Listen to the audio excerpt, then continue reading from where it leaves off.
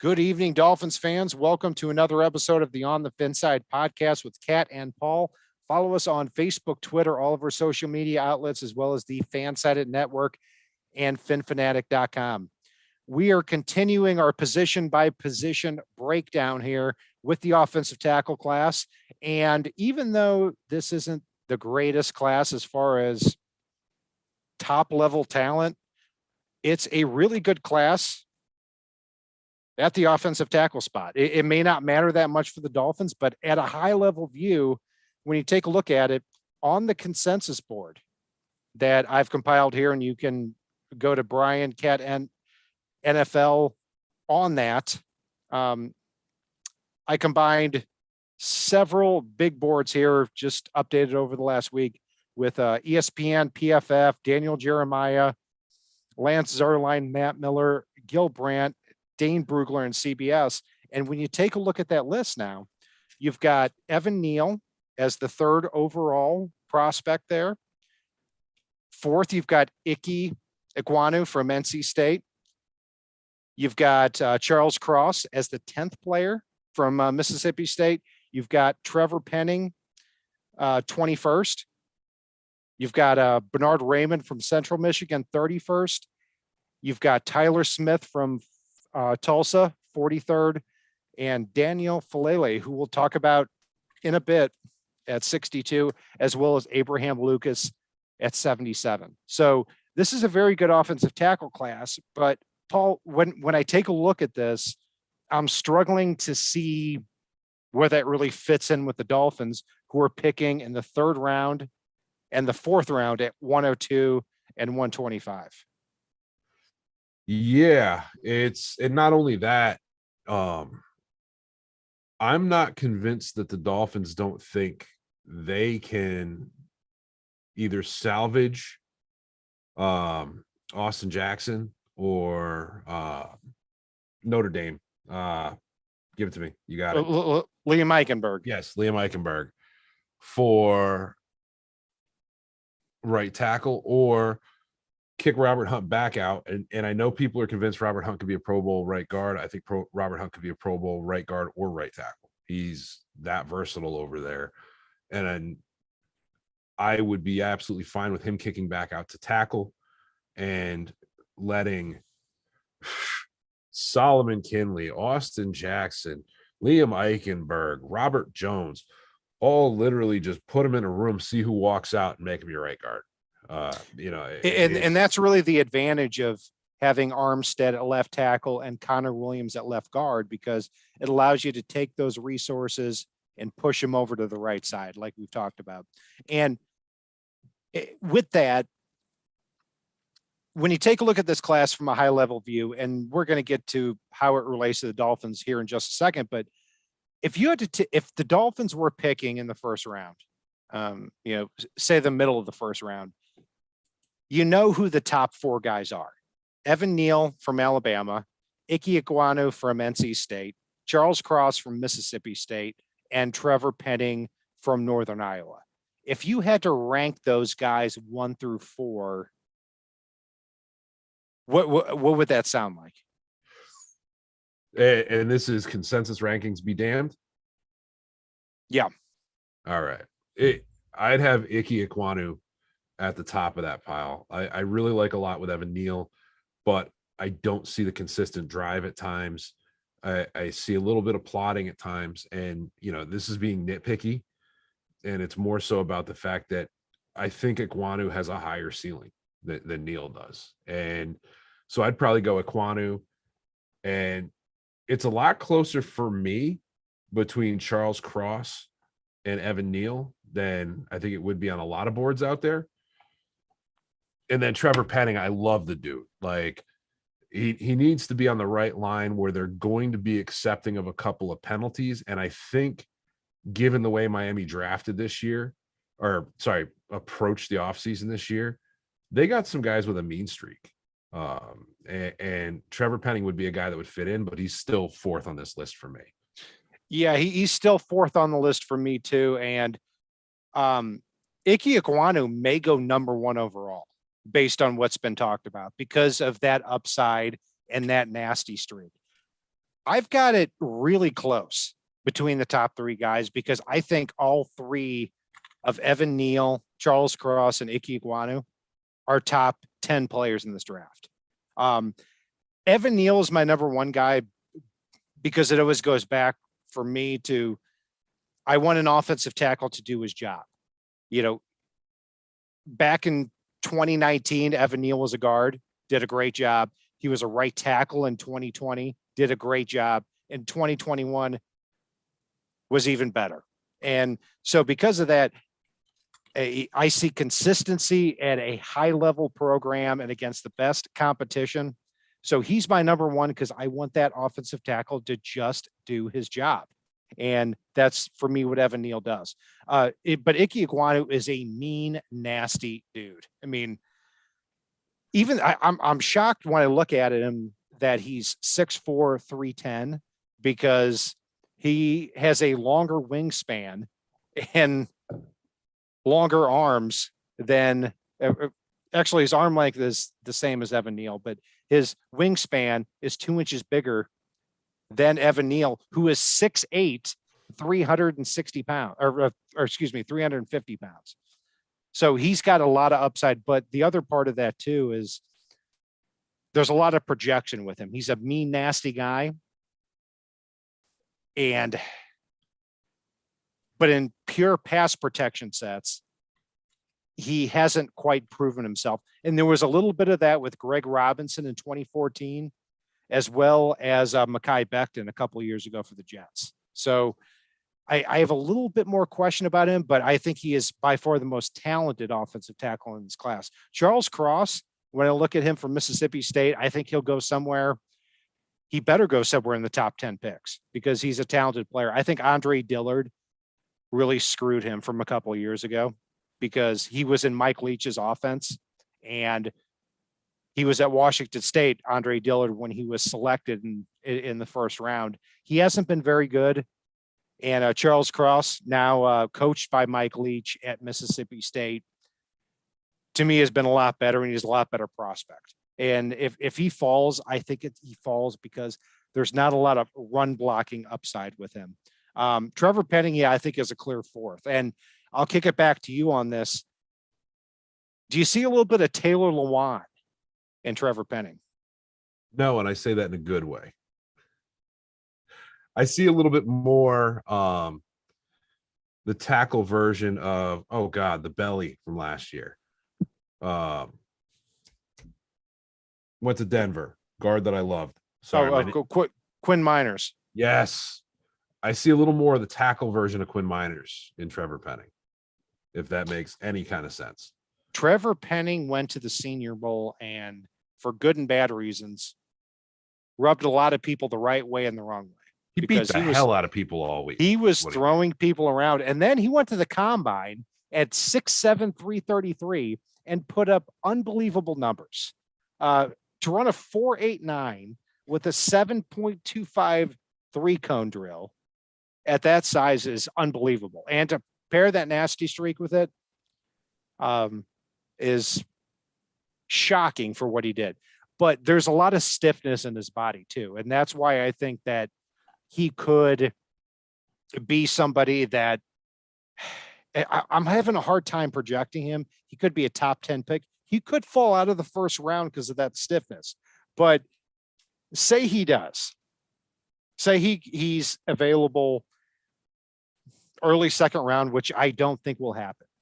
Would you be in favor of the Dolphins trading their first round pick in 2023? No. No, I wouldn't either. But I wanted to ask you about that.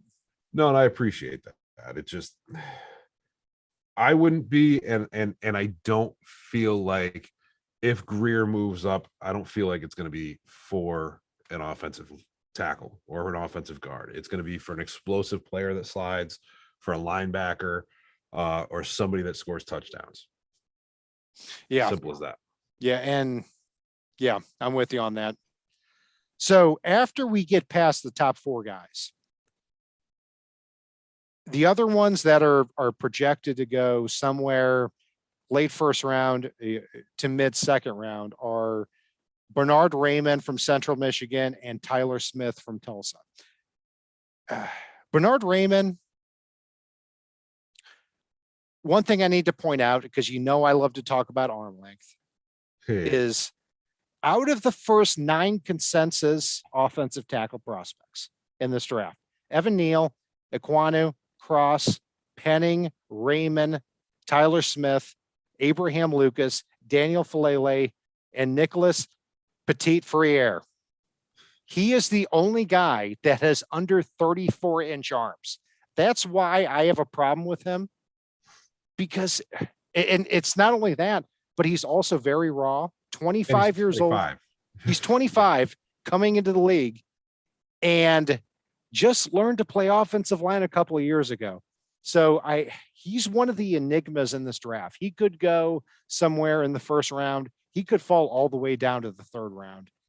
And Tyler Smith too is one of the more intriguing offensive tackles in this draft, because one of the comparisons with him has been, from a developmental perspective, Austin Jackson, because they have so far to go. The word that I've heard is overhaul with him. And, as far as Tyler Smith is concerned, he's got this wide body. He is nasty. He is a freak of an athlete. There's no doubt about that. But he had 16 holding calls. 16 penalties last year, 12 of which were holding. And Lance Zierlein from NFL.com nailed it perfectly, that when he is in any sign of trouble, he holds immediately. And these are two guys from some teachers. Yeah. From a Dolphins perspective, go ahead. Don't move on from him though, because I want to talk about it. From a Dolphins perspective, I look at these top 6 guys and say they don't factor in. If Trevor Penning were there at the top of the second round, if he happened to fall, I still wouldn't be up for it, just like you. And Raymond and Tyler Smith, to me, are second round picks. May slide into the first because of, they might get pushed up the board, but that's it. Yeah, and Tyler Smith, I hate the Austin Jackson comparison. I really, truly do.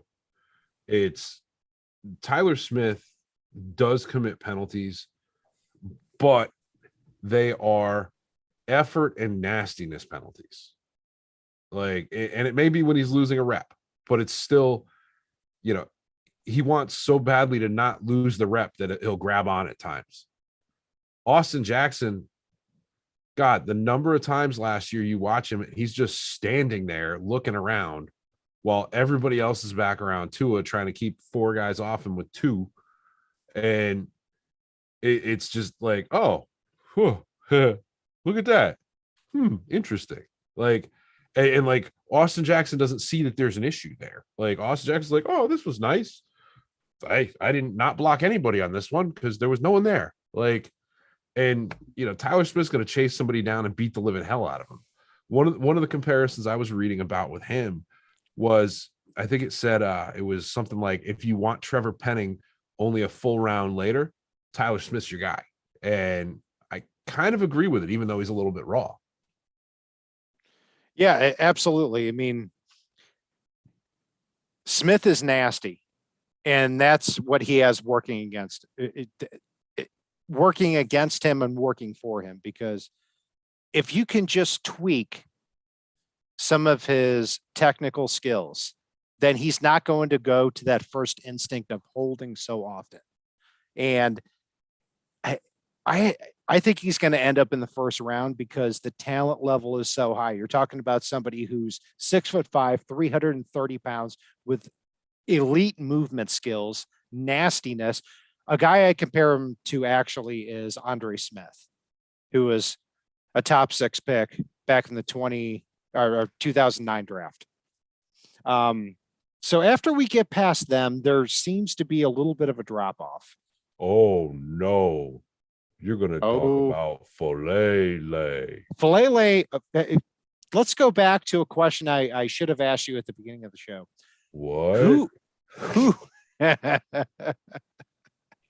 Folele no like that.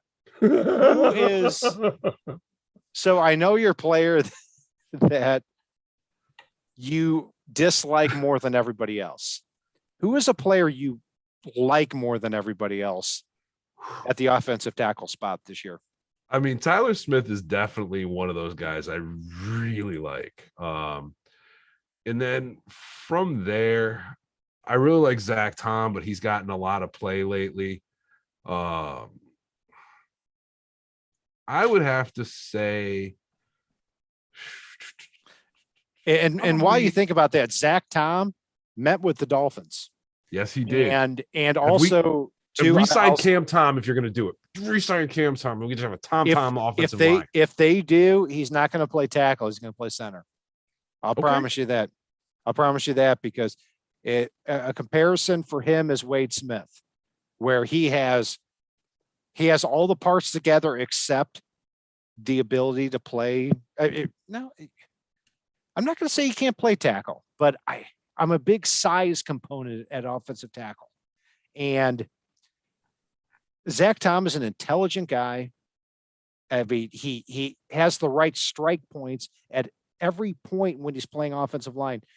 If you want to see a just incredible tape of him, watch him play against Jermaine Johnson again for Florida State, because he absolutely shut him down at the offensive tackle spot and projects better as a center.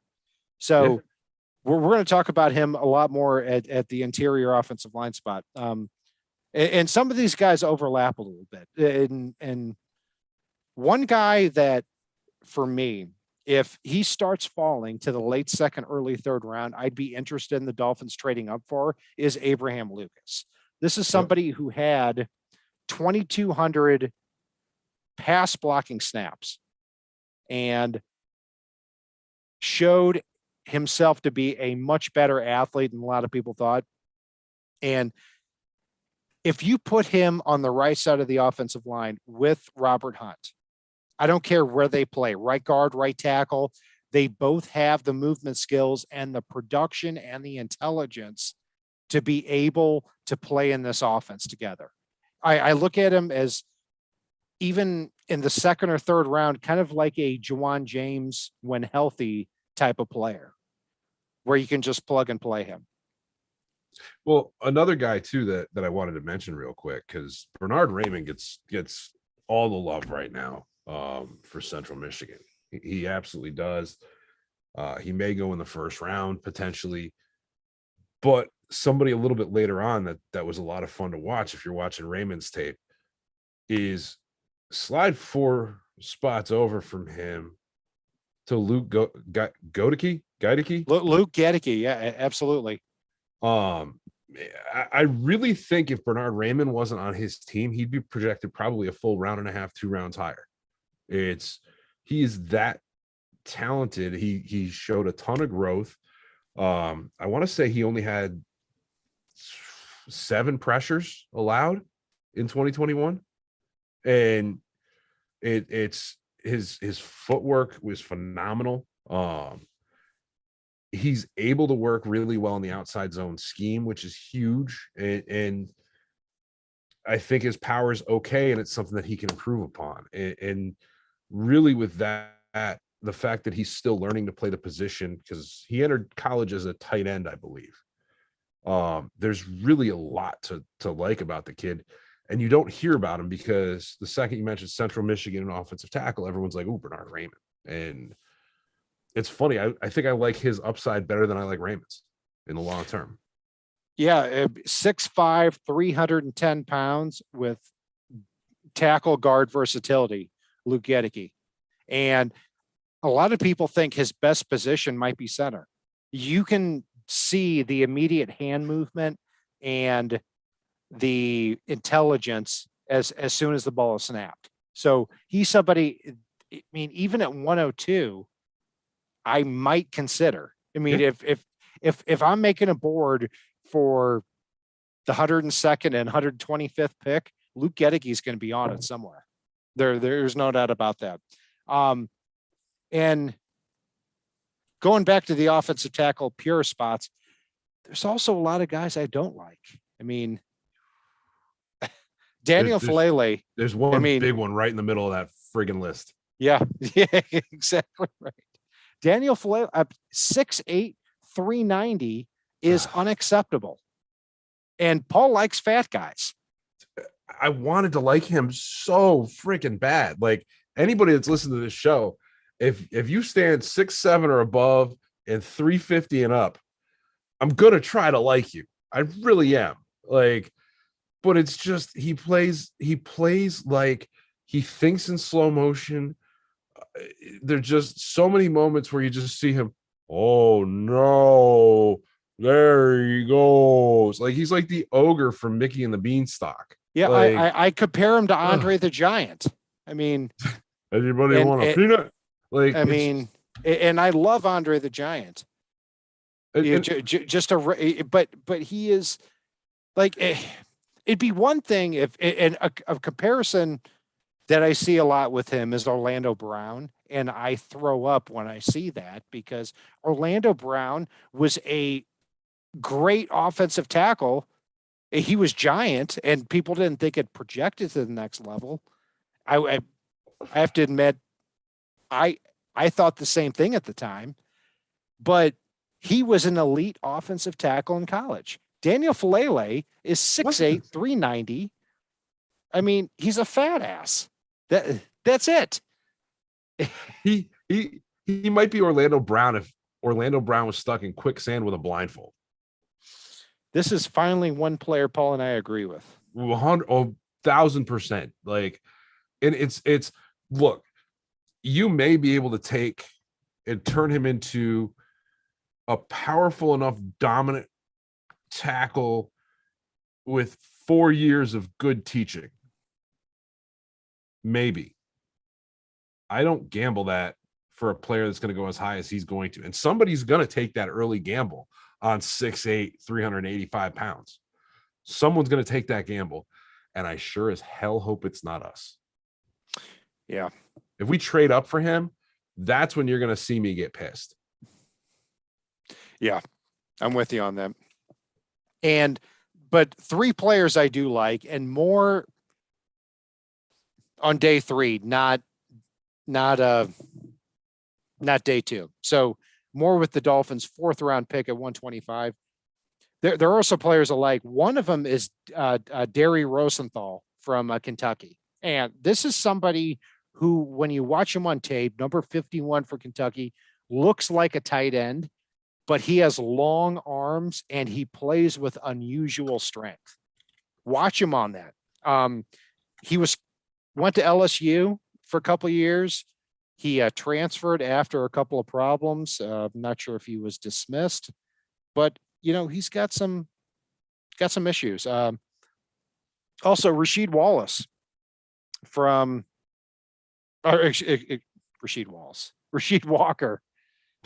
Penn State.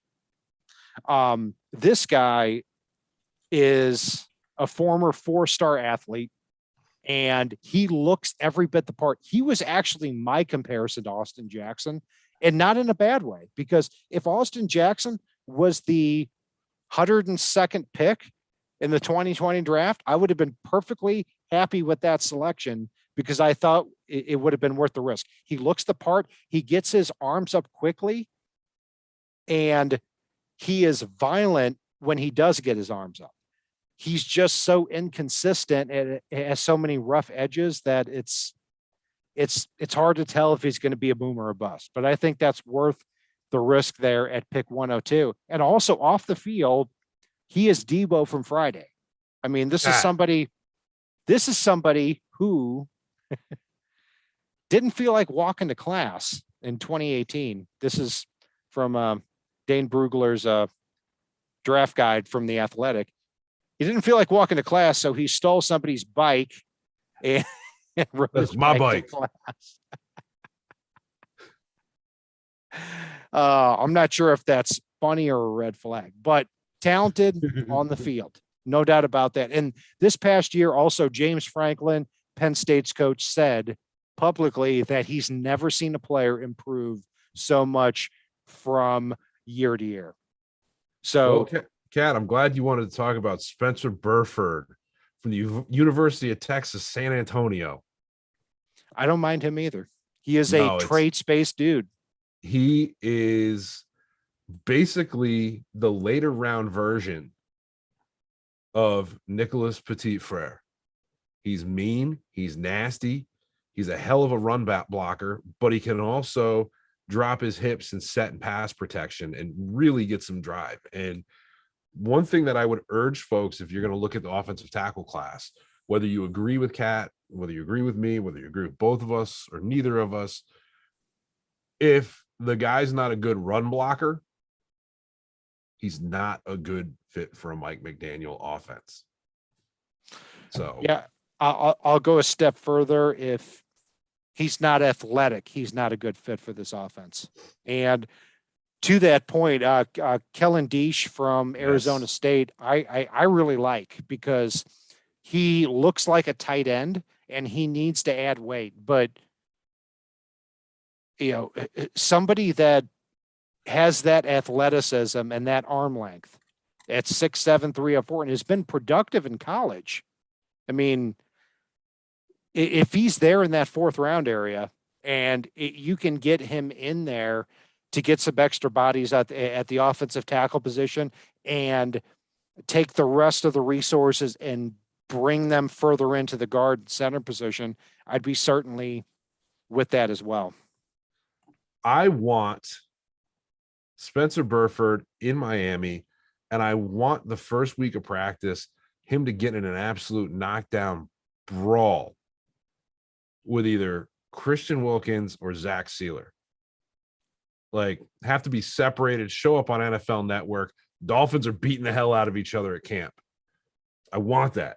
I want it bad, because this offensive line needs some nasty. After watching guys just stand around last year, I want to see the offensive line and the defensive line just early in camp have one fight, one good, just beat the crap out of each other fight. I don't want any fighting in camp between two douchebags, but Yes, that's just me. In chat, somebody mentioned Luke Tenuto from Virginia Tech. He is somebody who is 6'9", but does not have 33-inch arms. How is that possible? Like, who were your parents? he's a T-Rex. Seriously, he is a T-Rex. And he had the nerve to come out of college early. But he's going to be a draftable player too. And that's what it comes down to with these players here in day 3 that we're going to be looking at. And the Dolphins are likely going to be, you would think, are going to get some extra picks here, or maybe not. I mean, so Paul, one question I've just been pondering over the last couple of days is, would you rather the Dolphins trade up for one player, or would you rather have them trade back down from pick 102 to stockpile like an extra 6th round pick or a 7th round pick this year to have like a beefier third day? That's a tough question, because who are they trading up for? Like, was Troy Anderson still on the board at 102? Because I don't want to pass him by if he's there. Was Calvin Austin III still there at 102? Don't know if I want to pass him by. And so I'm so much in that camp of letting the situation dictate. And it's very easy for us to say when we've got the 3rd overall pick, like, would you trade down or would you try to come up? Like, yeah, if I trade down, accumulate a couple picks, still take this guy because he's definitely going to be there. But at 102, I can't tell you what that draft board is going to look like then for certain, because there's a lot of variables even with 2 weeks left to go. Yeah, I mean, one guy I would certainly trade up for if he fell late 2nd, early 3rd is Abraham Lucas, because I think there's a decent probability that he gets inserted immediately at right tackle and plays at an above average level at a rookie contract. And when you look at his production there at Washington State, I think it makes a lot of sense. But there's not a lot of other guys. So, and one guy that Brett Dodger brought up in chat was I think he said Cat must like Matt Lewetzko. Yeah, man. 86-inch wingspan, baby. Let's Brett go. Dodger, you are reading my mind. And it's not just because of the wingspan, but because I like players who are in college who are come from a lower level of competition, are thin, have a wide wingspan, and they can add weight. So if you get him into that 6'7", 330-pound range with an 86-inch wingspan and good film, absolutely 100%. And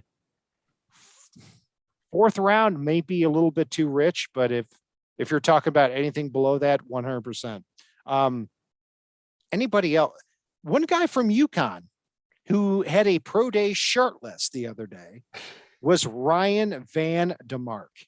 And he's somebody who's very thin in the lower body, but, 6'6", 310.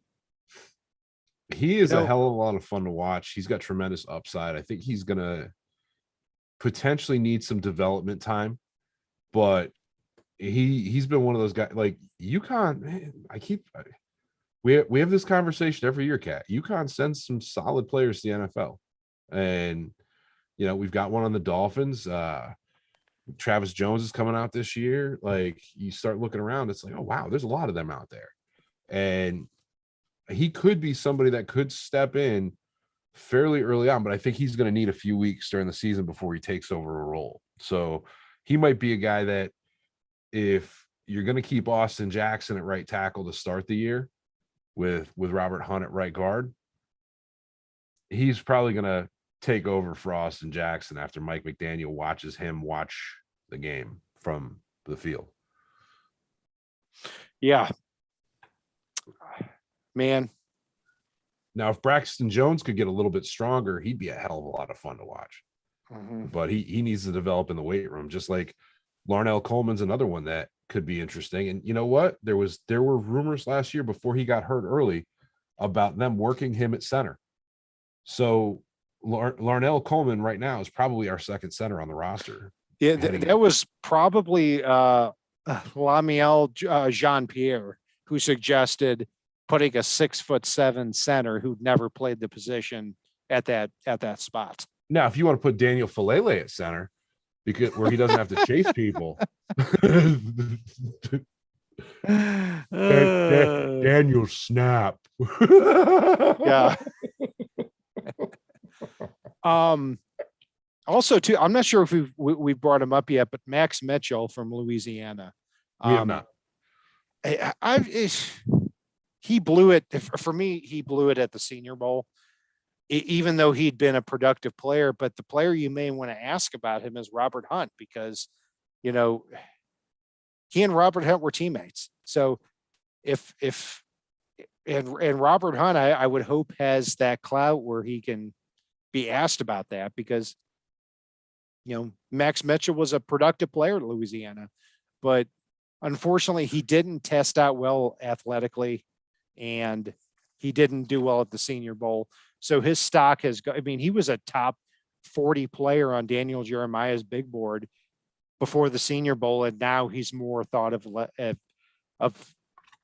5th or a 6th round pick. Yeah, no, sorry. It's all I could think of. I'm still on Falele, dude. I'm still on Falele. All I could think of is the movie Hot Fuzz, and the actor that played the Hound in Game of Thrones played this character in Hot Fuzz, and all he said was yarp and narp, and like he was just this big dumb idiot that the way that he finally took him out was he threw a teddy bear at him. He's like, like, and that's I can't pick. Like, I watch Falele play, and that's how he plays football. And I know it's horrible to say. He comes out of his stance so tall, even for being 6'8", and he does it just in time for the next snap. And my comparison for him has always been Zach Banner, who is a 3rd round pick from USC. a couple of years ago. He was just so massive that he was useless, and he hasn't done anything in the NFL. So I Now, think that's going to be Flele, and I'm shocked to see him in the second round of mock drafts. well, Like, what's wrong with you people? if he actually gets his hands on you, like if you're just dumb and slow enough and not paying attention and let him grab you, you're done at that point. Like, I will give him that. Like, if some idiot wants to stand there and try to bull rush him, good luck. But anything else, you're just watching him grab air. Yep. He is not a physical player for being 6'8", 390. He's new to football, but I don't think he's going to be very good at it. So that's going to do it here for our breakdown of the offensive tackle class. Be sure to join us tomorrow night when we talk about the interior offensive line class. I'm Brian Cat, NFL. Paul is fanatic_pick. Be sure to join us as well on the finfanatic.com website and the Fansided network as well. If it's not on the right side and it's not on the left side, it is on the fin side.